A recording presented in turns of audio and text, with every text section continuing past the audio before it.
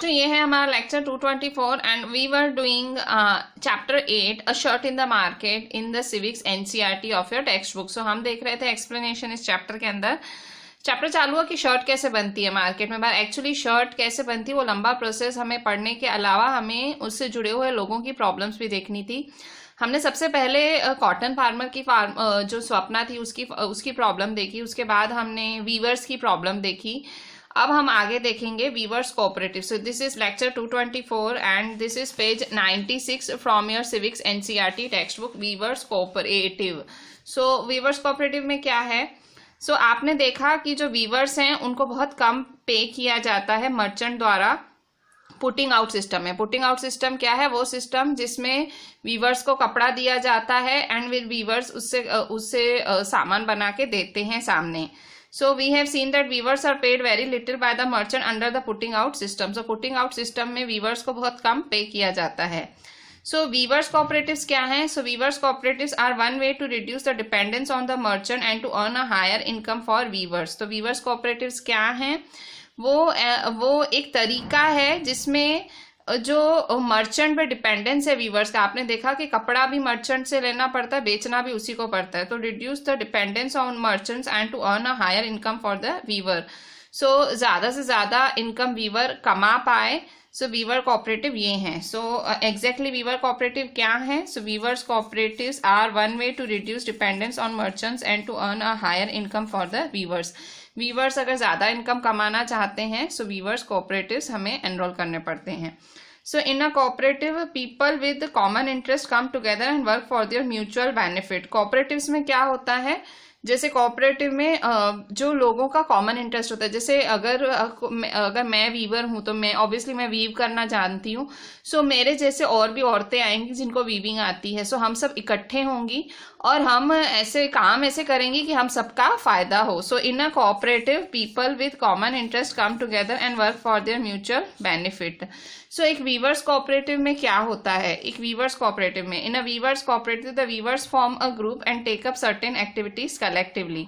सो एक weavers cooperative में क्या होता है? वीवर कोऑपरेटिव में जो वीवर्स हैं, जो ये कपड़ा बुनने वाले लोग हैं, वीवर्स कोऑपरेटिव में the weavers form a group.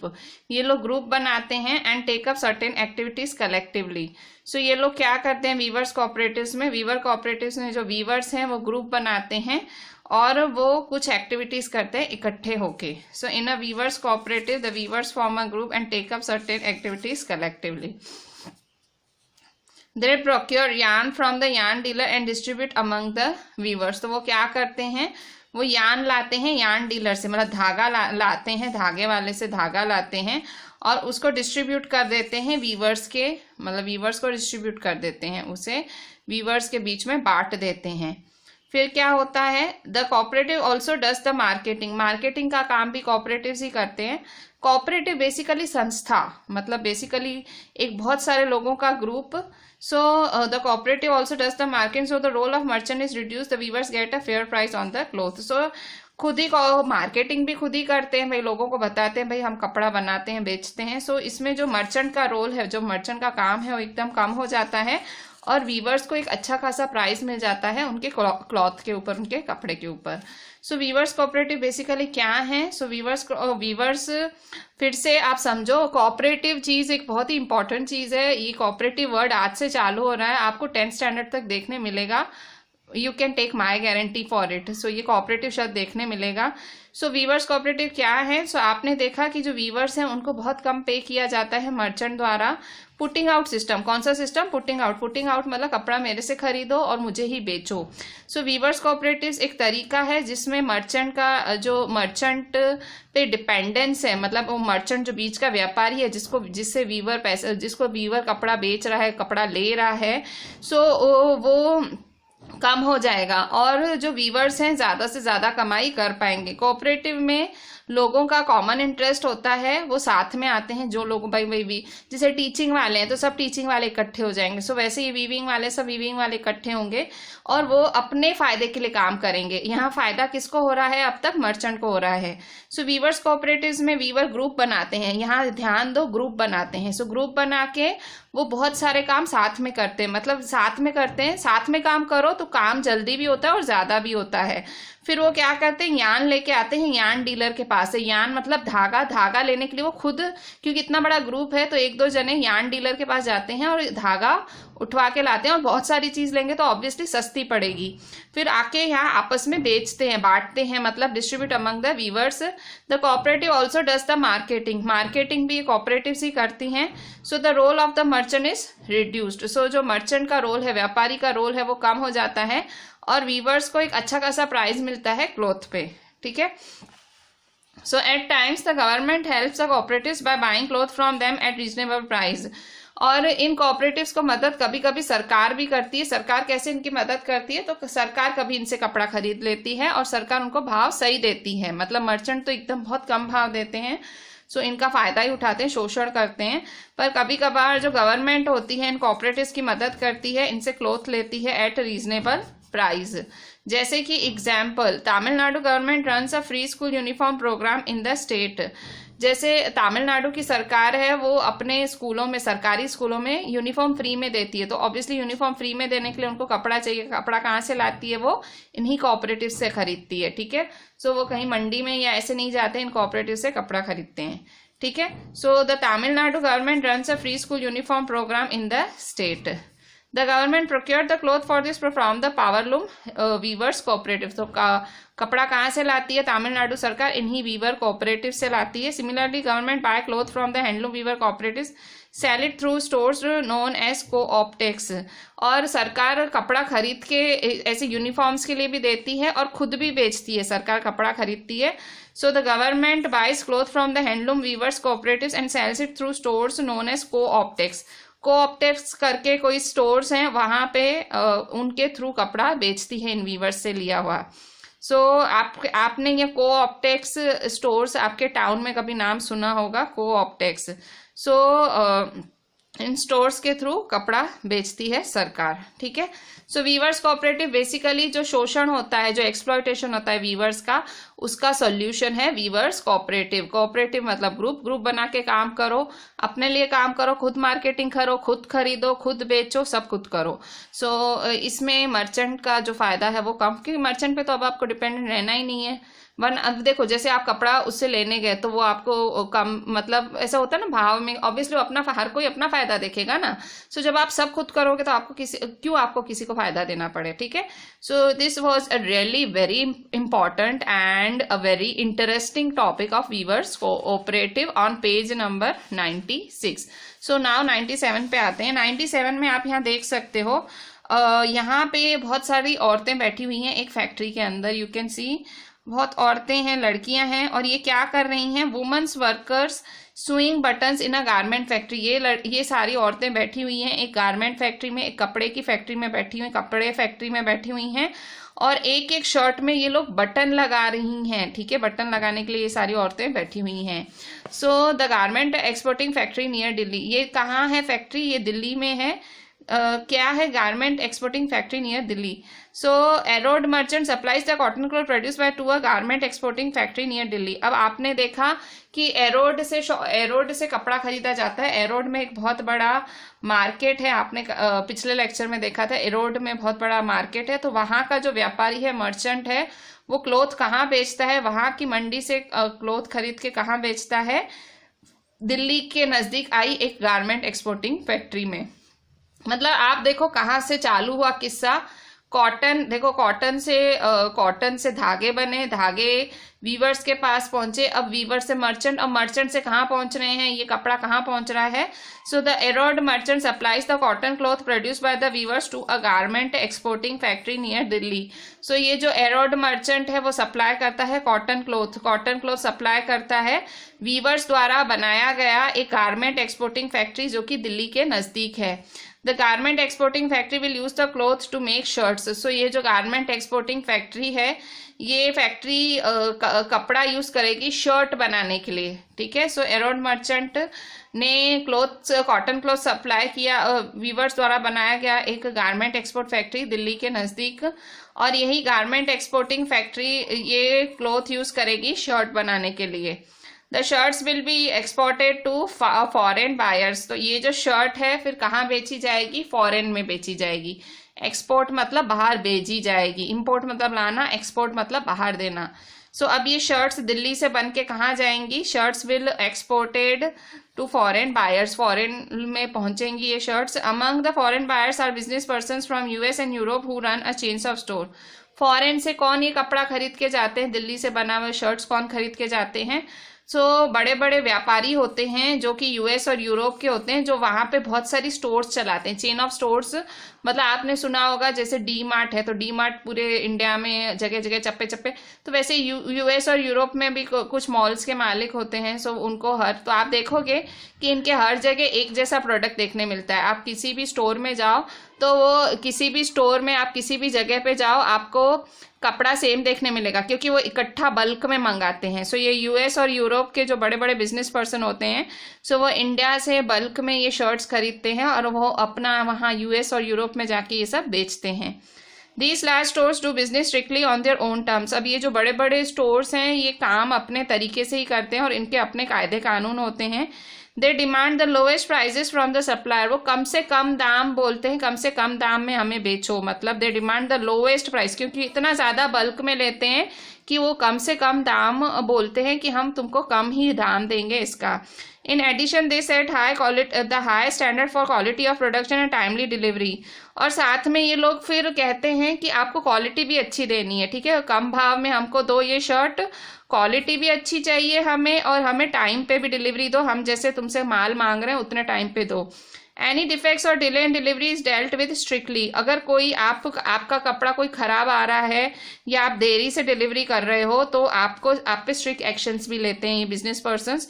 So the exporter tries his best to meet the condition set by this powerful buyers. So exporter पूरी कोशिश करता है कि वो जो भी चीज़ें बोल रहा है वो पूरी करे। ये पावरफुल बायर्स है, मतलब ये जो यूएस यूरोप, ऑब्वियसली मतलब इतना बल्क में कौन लेगा माल, तो ये भी जो एक्सपोर्टर्स होते हैं ये दिल्ली के, ये पूरी कोशिश करते हैं इनकी पूरी डिमांडें पूरी करें। मतलब एक तो देखो इनकी कंडीशंस देखो इन बिजनेस पर्सन्स की, कहते हैं कि सस्ता माल बेचो, सस्ते में बेचो, और क्वालिटी भी मेंटेन करो, और डिलीवरी भी टाइम पे होनी चाहिए। सो तीनों चीज़ें आपको, और अगर कोई डिफेक्ट डिले होगा तो आप पे स्ट्रिक्ट एक्शन लेंगे, पैसा कम देंगे या कुछ और भी हो सकता है। सो एक्सपोर्टर पूरी कोशिश करता है कि भाई ये सबसे बचा पाए, मतलब उसको टाइम पे डिलीवरी दे पाए, उसको क्वालिटी भी दे पाए, कम पैसे में भी बेच पाए। सो ये बायर्स बहुत ज़्यादा पावरफुल क्यों? क्योंकि बल्क में लेके जाते हैं, तो वो सोचते हैं इतना बल्क में कौन खरीदेगा हमसे, सो उनको वो अच्छे लगते हैं। सो दैट्स वाई वो उनका इतना, मतलब उनको इतना साचवते हैं या उनको इतना सहन करते हैं या उनको इतना रखते हैं।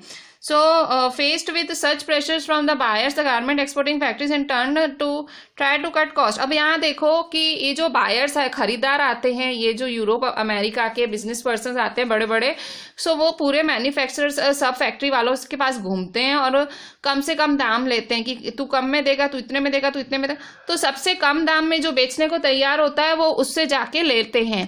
पर अब देखो प्रेशर किस पे आया? ऑब्वियसली कम दाम, सब में कंपटीशन लगेगा तो सब कम दाम में ही देंगे, तो ये एक्सपोर्टर पे प्रेशर आता है। एक्सपोर्टर पे प्रेशर आता है कि भाई कम दाम में बेचना है। अब कम दाम में बेचना है तो अब वो प्रेशर किसको करेगा? वो प्रेशर वर्कर्स पे करता है, मतलब जो वीवर्स हैं उनको कम दाम देता है। वो जो फैक्ट्री पे जैसे ये औरतें लगाई हुई हैं इनको कम पैसे देगा, तो वो कहाँ, मतलब पैसे, क्योंकि उसको आगे कम में बेचना है तो ऑब्वियसली उसको पैसे आगे कम देने भी पड़ेंगे। सो ये एक्सपोर्टर ये सारा प्रेशर किस पे उतारता है? ये अपने वर्कर्स को कम सैलरीज देके, और कोशिश करता है कहाँ में, क्योंकि उसको क्वालिटी भी देनी है, वो कपड़े में भी कॉम्प्रोमाइज़ नहीं कर सकता है, उसको टाइम से भी डिलीवरी देनी है, तो कहाँ, ऑब्वियसली वो वर्कर के पगार ही काटेगा, वर्कर के वेजेस ही काटेगा। So faced with such pressures from the buyers, the garment exporting factories in turn try to cut cost. So इतना ज़्यादा प्रेशर होता है उस पे बायर्स का कि जो गारमेंट एक्सपोर्ट फैक्ट्रीज हैं वो कॉस्ट कटिंग करती हैं। सो इतना ज़्यादा प्रेशर नहीं सहन कर पाते और वो कॉस्ट कटिंग करते हैं। तो कहाँ कॉस्ट कट करते हैं? So they get the maximum work out of the workers at the lowest possible wages. तो वो वर्कर्स पे अपना वर्कर्स से ज़्यादा काम लेते हैं, इतने ज़्यादा घंटे काम कराते हैं और सैलरीज इतनी कम देते हैं। This way they can maximise their own profit. और इससे क्या होता है? इन बायर्स को प्रॉफिट मिलता है, बायर्स को नहीं, इन एक्सपोर्टर्स को अच्छा खासा प्रॉफिट मिलता है, फायदा मिलता है। So this way they can maximise their own profit and also supply the garment to foreign buyers at a cheap price. So इससे इनको भी फायदा मिलता है और फॉरेन बायर्स को भी खुश करते हैं, उनको कम दामों में बेचते, चीप मतलब सस्ते दामों में। सो अब यहाँ आप देख सकते हो यहाँ प्रेशर किस पे पड़ा।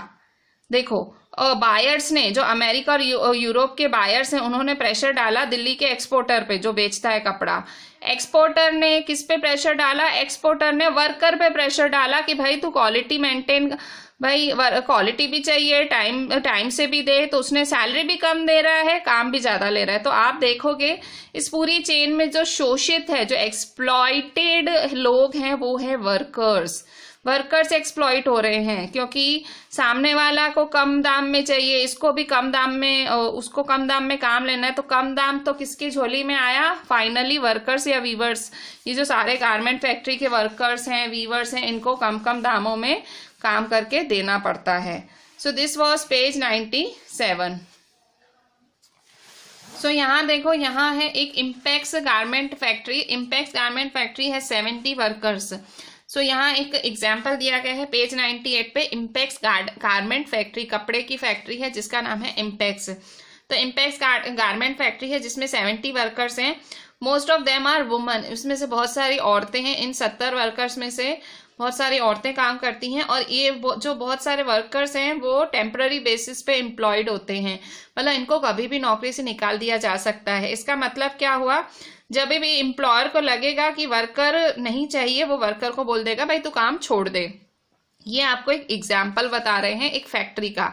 उस गारमेंट फैक्ट्री मतलब कपड़े की फैक्ट्री, कपड़े की फैक्ट्री का नाम है इम्पैक्स। सो यहाँ आपको एग्जाम्पल दिया गया है कि एक इम्पैक्स गारमेंट फैक्ट्री है, उसमें 70 वर्कर्स हैं। कपड़े की फैक्ट्री में 70 वर्कर्स हैं और ये जो एग्जाम्पल दिया हुआ है स्टैंडर्ड एग्जाम्पल है, आप समझ सकते हो। ये एग्जाम्पल मोस्टली सारी बड़ी बड़ी फैक्ट्रीज में यही ऐसा ही होता होगा। इसमें ज्यादातर औरतें ही होती हैं, इस फैक्ट्री में ज्यादातर औरतें हैं, ठीक है। और मतलब कपड़े की फैक्ट्री में ज्यादातर औरतें काम कर रही हैं। Most of this workers are employed on a temporary basis पे काम कर रही हैं। कभी भी निकालने बोले तो निकाल देगा। Workers wages are fix according to their skills. और पगार फिक्स है भाई, इतनी ही मिलेगी। The highest paid among the workers are the tailors who get about ₹3,000 per month. सबसे ज्यादा जो सैलरी होती है टेलर्स की होती है। इस फैक्ट्री में जो टेलर होते हैं उनको 3,000 रुपए महीना। आप देखो 3,000 रुपए महीना से क्या होगा? 3,000 in today's time. So 3,000 obviously ये थोड़ा सा पुराना एडिशन है पर बहुत ज्यादा फर्क नहीं पड़ा होगा। आई थिंक सैलरी में ये थोड़ा सा पुराना एडिशन होगा, ये मतलब पुराने वैल्यूज चलती आ रही हैं, बट मेरे पास लेटेस्ट एडिशन है। सो यहाँ लिखा हुआ है कि एक महीने में इन टेलर्स को सिर्फ 3,000 दिया जाता है इन फैक्ट्रीज में। Women are employed as helpers for thread cutting, buttoning, ironing, packaging. This jobs have the lowest wages. फिर औरतों को रखा जाता है, टेलर्स को 3,000 रुपए महीने पे रखा जाता है और औरतों को रखा जाता है हेल्पर्स के तौर पे। किस तरह के हेल्पर्स? थ्रेड कटिंग, धागा काट के दें, बटन लगा के दें, आयन करके दें, आयनिंग मतलब स्त्री प्रेस करके दें, और पैकेजिंग, फिर पैक भी करें। इनके बहुत कम दाम होते हैं, इन कामों के बहुत कम दाम होते हैं। अब यहाँ देखो किस तरह से पेमेंट की जाती है इन वर्कर्स की पर मंथ, एक एक महीने में किस तरह से पेमेंट होती है। टेलरिंग, सिलाई के लिए 3,000, आयनिंग मतलब जब प्रेस करते हैं सिर्फ ₹1.5 एक पीस का मिलता है, आप एक पीस प्रेस करोगे ₹1.5 मिलेगा। चेकिंग करने वाले को 2,000 रुपया महीना मिलता है जो चेक करता सब।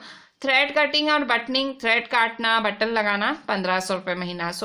ये इतना सिर्फ इन लेबर्स को मिलता है। आप देख सकते हो कितना कम मिल रहा है। अच्छा, तो ये सब फैक्ट्रीज की हालत है, इंडिया की फैक्ट्रीज की हालत है कि इतने कम सैलरीज पे वो वर्कर्स को काम करवाते हैं। एंड ये आपकी बुक में लिखा हुआ है, ये है लेटेस्ट एडिशन। अब हम देखेंगे, अब ये बनाई, ठीक है, इस फैक्ट्री में, ये जो इम्पैक्स गारमेंट फैक्ट्री है दिल्ली की, उसमें ये सब हुआ, मतलब इतने सब पैसे दे के शर्ट्स बनी। अब ये शर्ट्स कहाँ बिकने जा रही हैं? यूएस में, क्योंकि यहाँ यूएस के और यूरोप के मैन्युफैक्चरर्स इसको खरीद के गए। So the shirt in the US, United states. अब देखो, a number of shirts are on display at a large clothes shop in US and are priced at $26. That is, each shirt sells for $26 or around 1800 rupees. अब यही shirts, अब ये shirts जो यहाँ से दिल्ली से खरीद के गए, यूएस वाले क्या करते हैं, यूएस वाले जाके अपने मॉल्स में डिस्प्ले पे रखते हैं. ठीक है, डिस्प्ले मतलब पुतलों पे लगाते हैं या बाहर टंगाते हैं, और बड़ी बड़ी जो दुकानें होती हैं कपड़ों की, वहां जाके टंगाते हैं यूएस में, और उनका प्राइस रखते हैं $26. मतलब एक शर्ट का कॉस्ट है $26, मतलब $26 कॉस्ट है. मतलब एक शर्ट की अगर रुपीस में देखो तो कीमत है 1800 रुपये. 1800 रुपये में एक शर्ट बिकेगी. सो इस तरह से 1800 रुपये में एक शर्ट बिकती है. सो अब यहाँ देखो आप, ये क्या करते हैं, अब आप देखो यहाँ पे ये 1800 में शर्ट बेच रहे हैं. ठीक है, अब इनको पड़ी कितने में, आप वो देखो. एक शर्ट 300 में ये दिल्ली से खरीद के आए, 300 में दिल्ली से खरीद के आए, फिर आके अपने गोडाउनों में रखवाया तो 200 रुपये रखवाने का लग गया. 400 रुपये की उन्होंने एडवर्टाइजिंग की. अब देखो, जितने की शर्ट नहीं है उससे तो 100 रुपये ज़्यादा एडवर्टाइज के लग गए इनके. सो 300 में खरीदी, 200 में स्टोर करने का, 400 एडवर्टाइज करा, और 900 का प्रॉफिट है इनका. कैसे देखो, 1800 की शर्ट है, 1800 की बेच रहे हैं, मैंने लगाई मेरे मॉल में, 1800 की मैं बेच रही हूँ, तो मैंने 300 में खरीदी, 200 मैंने, 400 एडवर्टाइजिंग. सो काउंट करो, 300 + 200 500, 500 + 400 900. मतलब मेरे को शर्ट सिर्फ 900 में पड़ी. मैंने सब कुछ मेरा सारा लगा के 900 रुपये लगे, और मैं डबल दाम में बेच रही हूँ, मॉल में डबल दाम में बेच रही हूँ. मतलब मेरा सीधा सीधा 900 रुपये प्रॉफिट. ये देखो, इस शर्ट पे प्रॉफिट है 900 रुपये. ठीक है, खरीदने में सिर्फ 300 लगे, और जब बेचने गए तो 1800 में बेच रहे हैं, तो प्रॉफिट है 900 रुपये. बीच में ये छोटे मोटे एक्सपेंसेस भी काउंट कर लिए. ठीक है, सो इस तरह से ये शर्ट मतलब बिकी. अब आप ये फिल इन द ब्लैंक करो कि कैसे हुआ होगा. सो business person purchase the shirts from the garment exporter इन दिल्ली. ये जो यूएस वाला बिजनेस पर्सन है, इसने दिल्ली वाले एक्सपोर्टर से परचेज की for rupees blank per shirt. एक शर्ट का कितना रुपए दिया, 300 रुपये. ठीक है, फिर ही then spent rupees blank for advertising in the media. अब उसने अपने ब्रांड बनवाई, पैम्पलेट्स और ये सब छपवाया, सो उसको कितना पड़ा, 400 रुपये एडवर्टाइजिंग. देखो, जितने की शर्ट नहीं उससे तो 100 रुपये ऊपर की तो उसने एडवर्टाइजिंग करा दी. देखो, फिर इसके बाद and another rupees blank purse on storage. Storage के लिए उसको 200 रुपये लग गए. ठीक है, thus the cost of this person is rupees, while he sells the shirt for rupees 900 is his profit. So 900 रुपये तो उसने प्रॉफिट कमा लिया. If he is able to sell a large number of shirts, his profit will be higher. Suppose उसने बहुत सारी shirts बेच पाया तो कितना प्रॉफिट होगा. So the garment exporter sold the shirt at rupees 300 per piece. मतलब आप देख सकते हो, जो दिल्ली की फैक्ट्री वाला गारमेंट एक्सपोर्टर है, जो कपड़ा बेचने वाला है, उसने सिर्फ 300 रुपये में शर्ट बेची. The cloth and other raw materials cost him rupees 100 पर शर्ट. और उसको कितने में पड़ी है शर्ट, अब उसका फायदा देखते हैं. सो देखो, उसको क्लोथ कपड़ा खरीदना और सारा कच्चा माल खरीदना उसको 100 रुपये पड़ा. एक शर्ट उसको 100 रुपये में उसको कच्चा माल कपड़ा पड़ा. The workers wages cost another rupees 25 per shirt. और एक पे उसको 25 पर शर्ट, मतलब 25 रुपये सपोज एक लेबर को एक शर्ट में देना पड़ा. मतलब total the cost of running his office came to rupees 25 per shirt. और वो जो ऑफिस फैक्ट्री सेटअप की वो 25 रुपये per shirt. Can you calculate the profit per shirt for the garment exporter. अब देखो कौन प्रॉफिट, अब यहाँ देखो गारमेंट एक्सपोर्टर का भी देख लेते हैं. सो 300 में उसने बेची. सो अब यहाँ देखो कच्चा माल कितने में लाया, एक शर्ट का 100 में लाया. लेबर को टोटल 25 दिया एक शर्ट पे, 25 उसको ऑफिस चलाने का है.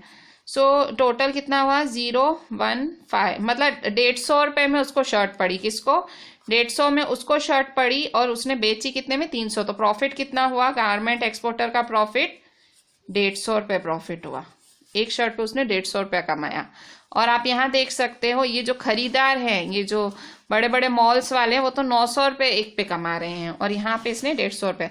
और इसने भी कमाया ही, मतलब obviously this is not bad कि अगर आप 150 रुपये, मतलब डबल. देखो 150 रुपया उसने इन्वेस्ट किया और 150 रुपया कमाया.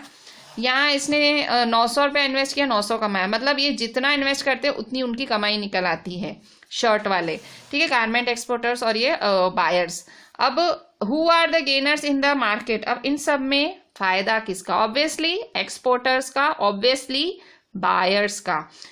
सो a chain of market links the producer of cotton to the buyer of the super market. अब ये चेन आपने समझी, कहाँ से स्टोरी चालू हुई थी? कॉटन धागा बनने से स्टोरी चालू हुई थी. कहाँ जाके पहुंची? सुपर मार्केट में ये शर्ट बिक रही है. So a chain of market links the producer of cotton to the buyer at the super market. So buying and selling takes place at every step in the chain. So इस chain में खरीदना बेचना लगा ही रहता है, पल पल लगा रहता है. So buying and selling takes place at every step in the chain. So अब हम याद करेंगे कि रिकॉल करेंगे who are the people who are involve in this process of buying and selling. ये खरीदने और बेचने में लोग कौन कौन थे? Did they all gain as much? क्या सबका फायदा हुआ? So there were people who made profits in the market and there were some who did not gain as much from this buying and selling. So लोग थे जिन्होंने profit कमाया, who made profit, और कुछ लोग थे जिनको कुछ भी मिला ही नहीं इसमें. ठीक है. So despite their having toiled very hard, they earned a little. So obviously कौन कम कमाने वाले हैं इस पूरे में? जो फैक्ट्री में लेबर्स हैं, वर्कर्स हैं वो, और वीवर्स हैं वो, और फार्मर्स. ठीक है. सो ये सब कम कमाते हैं और सबसे ज्यादा कौन कमाते हैं? एक्सपोर्टर कमाता है, और जो सुपर मार्केट के जो बायर्स हैं, जो मतलब वो जो सुपर मार्केट के ओनर्स हैं वो कमा जाते हैं. So a chain of market links the producer of cotton to the buyer at the super market. Buying and selling takes place at every step in the chain. So सबको फायदा नहीं हुआ. आपने देखा, आप खुद पढ़ रहे हो. ठीक है. मैं आपको पढ़ा रही हूँ, आप पढ़ रहे हो. आपने देखा कि भाई फायदा नहीं हुआ. There are people who made profits in the market. कुछ लोग हैं जो प्रॉफिट कर गए, और कुछ लोग हैं कि जिनको कुछ फायदा हुआ ही नहीं. इस खरीदने बेचने में कुछ फायदा मिला ही नहीं. पर मेहनत सबकी, मेहनत किसकी? लेबर्स की, वीवर्स की, फार्मर्स की बहुत कम कमाई हुई. ठीक है. सो अब हम देखेंगे market and equality. So market and equality. अच्छा, यहाँ पे एक पेज है. आप बताओ कि people who gained in the market, फायदा किसका हुआ? तो एक्सपोर्टर्स का हुआ फायदा, फिर बायर्स का हो रहा है, मर्चेंट्स का होता है. ठीक है. इन सब का फायदा होता है. और नुकसान किसका होता है? ये अगर आपको थोड़ा सा लाइट दिख रहा है, सो मैंने लिखा है एक्सपोर्टर्स, मैंने लिखा है बायर्स, और मैंने लिखा है मर्चेंट्स. ठीक है. मैंने हल्की पेंसिल से लिखा है, so maybe you can't see it, but मैंने एक्सपोर्टर्स, बायर्स और मर्चेंट्स, इनका फायदा होता है, गेंड. अच्छा, लॉस किसका होता है मार्केट में? People who did not. So obviously cotton farmers, ये जो कॉटन फार्मर्स हैं, फार्मर्स बोल सकते हो आप, फार्मर्स हैं. इसके बाद आप क्या बोल सकते हो? फार्मर्स के बाद किसका नंबर आता है भाई? किसका नुकसान होता है? वो होता है वीवर्स, और फिर होते हैं वर्कर्स, गारमेंट फैक्ट्री वर्कर्स. तो इन सब का होता है नुकसान. नुकसान नहीं मतलब इनको फायदा नहीं होता है, इनसे मेहनत बहुत ली जाती है पर उनके पैसे नहीं आते उनको. सो अब मार्केट एंड इक्वालिटी की बात करेंगे हम कि भाई मार्केट और इक्वालिटी. हम है पेज 99 पे. सो भाई मार्केट में इक्वालिटी होनी चाहिए. कैसे? So foreign business person made huge profits in the market. आपने क्या देखा? सारे उसमें सबसे ज्यादा प्रॉफिट कौन कमा के गया? हम फॉरेन वाला, जो फॉरेन वाला कपड़ा खरीद के गया, सबसे ज्यादा प्रॉफिट उसने कमाया. Compare to this the garment exporter made only moderate profit. उससे कम प्रॉफिट किसने कमाया? जो एक्सपोर्टर था, जो मैन्युफैक्चरर था, गारमेंट एक्सपोर्टर था, उसने कम प्रॉफिट कमाया, मॉडरेट प्रॉफिट कमाया.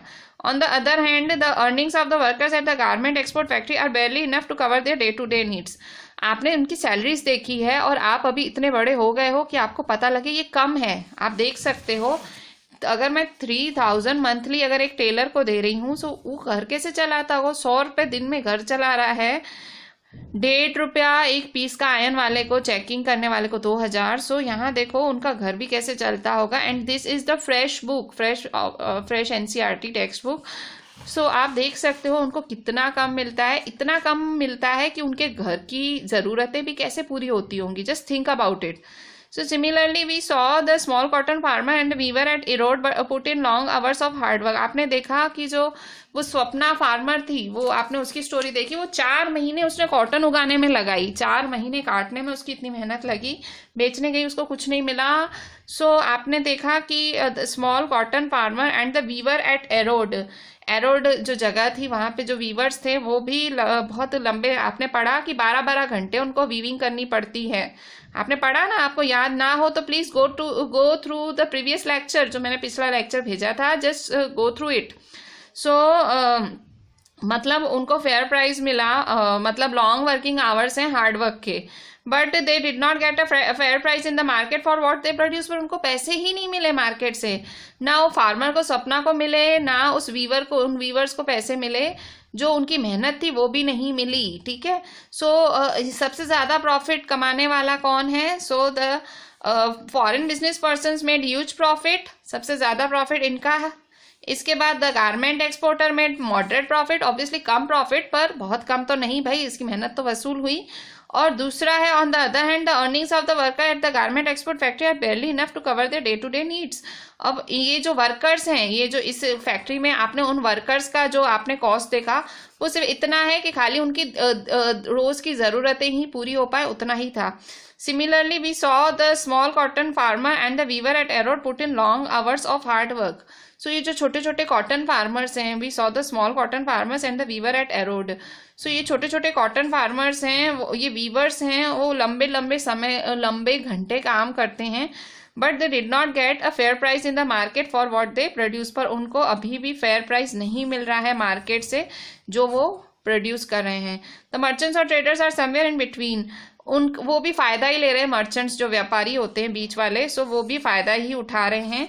Compare to the weavers they have earned more but it is much less than the exporter. So आप देख सकते हो वीवर से तो ज़्यादा ही कमा रहे हैं मर्चेंट और ट्रेडर्स, पर ये एक्सपोर्टर से तो और कम है। सो दस not everyone gains equally in the market. तो आपने क्या देखा कि हर कोई इक्वली नहीं कमा, प्रॉफिट हर किसी का इक्वल नहीं है, सबसे ज़्यादा सुपर मार्केट वाले का है, फिर एक्सपोर्टर का है, तीसरा नंबर मर्चेंट्स और ट्रेडर्स का है, और लास्ट में फार्मर्स और वीवर्स है जिनका कोई प्रॉफिट है ही नहीं, जिनको सिर्फ अपनी मेहनत मिल रही है। So democracy is also about getting a fair wage in the market. हमारी इंडिया एज अ डेमोक्रेसी, एक डेमोक्रेटिक कंट्री है, सो हमें मार्केट से फेयर वेज मिलना है, मतलब हर वर्कर को मार्केट उसका दाम दे, उसका पूरा दाम दे, ये ज़रूरी है। Democracy is also about getting a fair wage in the market. Whether it is Kanta or Swapna, if families don't earn enough, how would they think of themselves as equal to others? So यहाँ जो आपने democracy क्या है? Getting a fair wage in the market, आपको आपके काम के पूरे अच्छे दाम, अच्छे भी नहीं पर एटलीस्ट आपका मेहनत तो अच्छे से मिले। सो जो ये स्वप्ना थी, जो फार्मर थी, मन कांता भी एक कैरेक्टर होगी आगे। सो अगर वो whether it is Kanta, if families don't earn enough how would they, so अगर कमा नहीं रही हैं वो, इतना मेहनत करने के बाद, 12-12 घंटे मेहनत करने के बाद कमाई नहीं हो रही हैं, वो अपने परिवार का पेट नहीं भर पा रहे हैं, तो वो कैसे दूसरों के इक्वल होंगे, कैसे खुद को इक्वल समझेंगे? मतलब वो खुद को इक्वल कैसे मानेंगे दूसरों के? So on one hand the market offers people opportunities for work and to be able to sell things that they grow और प्रोड्यूस। सो एक तरफ आप देख रहे हो कि मार्केट में क्या होता है, on one hand market offers people opportunities for work, मतलब एक तरफ मार्केट में लोगों को मौके मिल रहे हैं कि वो काम करें और वो अपनी चीजें आके बेचें, जो भी वो उगाते हैं। ठीक है, मतलब वो जो स्वप्ना थी वो मार्केट में ही गई ना अपना सामान बेचने। सो वो कोई भी हो सकता है, it could be farmer selling cotton और द वीवर प्रोड्यूसिंग क्लोथ। सो वो कोई भी हो सकता है, फार्मर हो सकता है, वीवर हो सकता है। On the other hand it is usually rich. अब मार्केट में ही दूसरे लोग हैं, मार्केट में एक तरह के कौन लोग हैं, जो मेहनत करते हैं और बहुत मेहनत से उगाई हुई अपनी चीजें मार्केट में बेचने जाते हैं, जैसे ये सारे छोटे वीवर्स या ये फार्मर्स। पर ऑन द अदर हैंड, दूसरी जगह पे on the other hand it is usually the rich and powerful. So जो रिच और पावरफुल लोग होते हैं that get the maximum earnings from the market. So ये रिच और पावरफुल लोग होते हैं, सारी अर्निंग इन्हीं को मिलती है, मतलब सारा फायदा मार्केट का इन्हीं लोगों को मिलता है। That get the maximum earning from the market, इन्हीं को फायदा मिल जाता है सारा का सारा। So these are the people who have money and own the factories. कौन ये लोग हैं जिनको मार्केट से बहुत इतना फायदा मिलता है, मार्केट में बेचने जाती हैं स्वप्ना जैसे फार्मर्स जिनको बहुत कम पैसे मिलते हैं, इन्हीं मार्केट्स में बैठे हैं बड़े बड़े दुकान वाले, बड़े बड़े सुपर मार्केट वाले, फैक्ट्रीज वाले। सो ये these are the people. So maximum earning किनकी हो रही है, रिच और पावरफुल, जो ऑलरेडी पैसे वाले हैं, ऑलरेडी पावरफुल लोग हैं, उन्हीं का फायदा हो रहा है। So these are the people who have money and own the factories, the large shops, large land holdings etcetera. यही लोग हैं जिनके पास है पैसा, जिनके पास हैं फैक्ट्रीज, बड़ी बड़ी दुकानें और बड़े बड़े उनके लार्ज लैंड होल्डिंग्स हैं, मतलब ऑब्वियसली ये मतलब लगवाते हैं, बड़े बड़े बैनर्स लगवाते हैं फॉर वेरियस एक्सेट्रा। सो उनके पास पैसा है, फैक्ट्रीज हैं, शॉप्स हैं, ज़मीनें हैं। The poor have to depend on the rich and the powerful for various things. So गरीबों को और कोई चारा ही नहीं है, गरीबों को इन अमीर और इन पावरफुल लोगों पे डिपेंड रहना ही पड़ता है बहुत सारी चीज़ों के लिए। They have to depend for loans as in case of Swapna the small farmer for raw material. तो इनको किन किन चीज़ों के लिए डिपेंड है, जैसे स्वप्ना के केस में देखा था हमने, स्टोरी चालू हुई थी। सो लोन के लिए, जैसे कि भाई उनको खाली बीज भी बोना है, कॉटन का बीज भी बोना था। सो स्वप्ना के केस में देखा, जो कि एक छोटी सी फार्मर थी, उसको लोन के लिए किस पे डिपेंडेंट रहना पड़ा, उसको लोन के लिए डिपेंडेंट रहना पड़ा गांव के ट्रेडर पे। और they have to depend for loans as in case of Swapna the small farmer for raw materials and marketing of their goods, weavers in the putting out system। और इनको वीवर्स को किस पे डिपेंड रहना पड़ा, viewers को भी merchants पे डिपेंडेंट रहना पड़ा। इस सिस्टम को पुटिंग आउट सिस्टम कहते हैं, ठीक है। चीज़ें मतलब वो धागा खरीदने के लिए, वहाँ जाके बेचने के लिए, उसे हम पुटिंग आउट सिस्टम कहते हैं। सो वीवर्स को भी मर्चेंट्स पे निर्भर रहना पड़ा। And most often for employment workers at garment factory. और वर्कर्स, जो छोटे छोटे वर्कर्स हैं, उनको गारमेंट फैक्ट्री के मालिक पे डिपेंड रहना पड़ा काम के लिए। सो यहाँ देखो, गरीबों को, ये जो स्वप्ना थी छोटी सी फार्मर थी, उसको ट्रेडर पे डिपेंड रहना पड़ा, साहूकार पे। फिर वीवर्स हैं, वीवर्स को मर्चेंट्स पे डिपेंडेंट रहना पड़ रहा है। और तीसरे ये जो वर्कर्स हैं, उनको गारमेंट फैक्ट्री के ओनर पे डिपेंडेंट रहना पड़ रहा है। तो ऑब्वियसली ये जो गरीब लोग हैं, अमीरों के उस पे हैं, करम पे हैं, सो उन्हें बहुत कम दिया जाता है। So because of the dependence the poor are exploited in the market. और क्योंकि ये गरीब हैं, पूरी तरह से डिपेंडेंट हैं रिच और पावरफुल पे, सो उनको एक्सप्लॉयट किया जाता है, उनका शोषण किया जाता है। So because of this dependence the poor are exploited in the market. इस डिपेंडेंस की वजह से जो गरीब है, उनका शोषण होता है। There are ways to overcome these such as forming cooperatives of producers and ensuring that laws are followed strictly। सो बहुत सारे तरीके हैं इन सारी चीज़ों से ऊंचा उठने के लिए, जैसे कि कॉपरेटिव्स बना लो। सो ये जो कॉपरेटिव बीच में हमने पढ़ा भी था, एक बड़ा सा पैराग्राफ था, जो आज हमने लेक्चर स्टार्ट ही लिया एंड हमने कॉपरेटिव्स का पूरा पैराग्राफ पढ़ा था। So there are ways to overcome these such as, मतलब अगर हम गरीब शोषण से बचना चाहता है, पुअर अगर एक्सप्लॉयटेशन से बचना चाहता है रिच और पावरफुल के, सो वो क्या कर सकता है, कोऑपरेटिव बना सकता है। प्रोड्यूसर्स की कोऑपरेटिव, मतलब जैसे कि जो बना रहा है, जैसे वीवर, सो कोऑपरेटिव्स बनाए। And ensuring that laws are followed strictly. So laws strictly follow होने चाहिए।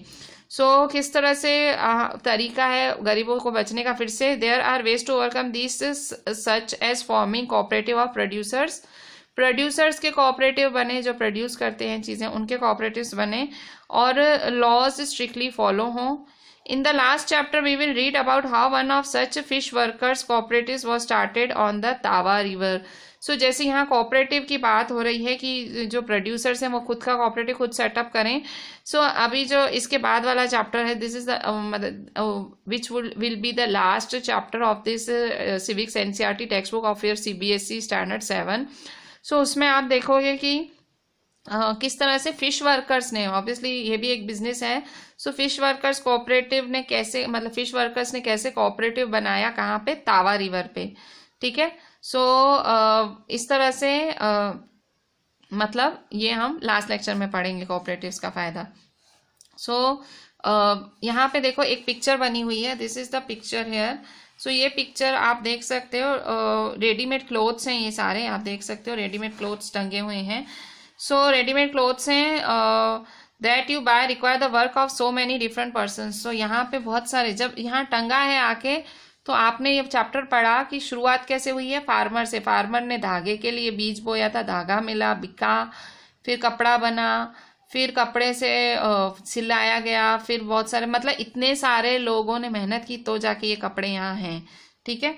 सो दिस इज मतलब ये आप देख सकते हो पिक्चर। और नीचे एक और पिक्चर है, ये है एसडीजी। एसडीजी का मतलब फुल फॉर्म क्या होता है, sustainable development goal. Sustainable development goal क्या होता है, यहाँ पे आप देख सकते हो, मतलब सस्टेनेबल मतलब मिनिमम प्राइस तो मिले सामने वाले को, मतलब डिसेंट वर्क, काम अच्छा हो और इकोनॉमिक ग्रोथ भी हो, फायदा भी हो। ठीक है, डिसेंट वर्क, इकोनॉमिक ग्रोथ मतलब जो काम है, फिक्स आवर्स है, फिक्स वर्किंग आवर्स हैं उतने हो और ग्रोथ भी हो, सो उसे कहते हैं सस्टेनेबल डेवलपमेंट। सस्टेनेबल डेवलपमेंट मतलब कम से कम इतना तो मिले कि भाई आप थोड़ा सा मतलब क्या शान से आप कर पाओ, कह पाओ। ठीक है, so this was all about this chapter, this whole chapter, entire chapter. So today what we have seen page number, we have started from page number 96, then 97, 98, 99, and then we are at page number 100. So this was all about this chapter 8, a shirt in the market, a very interesting chapter। एक shirt से आपको पूरी कहानी बता दी गई।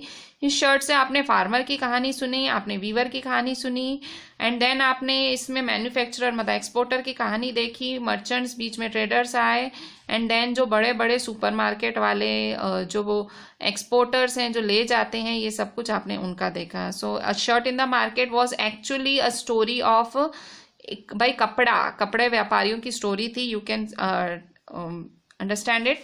सो जो भी मैंने अंडरलाइन कराई हैं, जो भी line throughout the entire lecture मैंने अंडरलाइन कराई, just write them properly, and this is me Rishika ma'am requesting you, अन पॉइंट्स को बहुत अच्छे से लिखें, प्रॉपरली लिखें, and WhatsApp me the entire lecture. Thank you.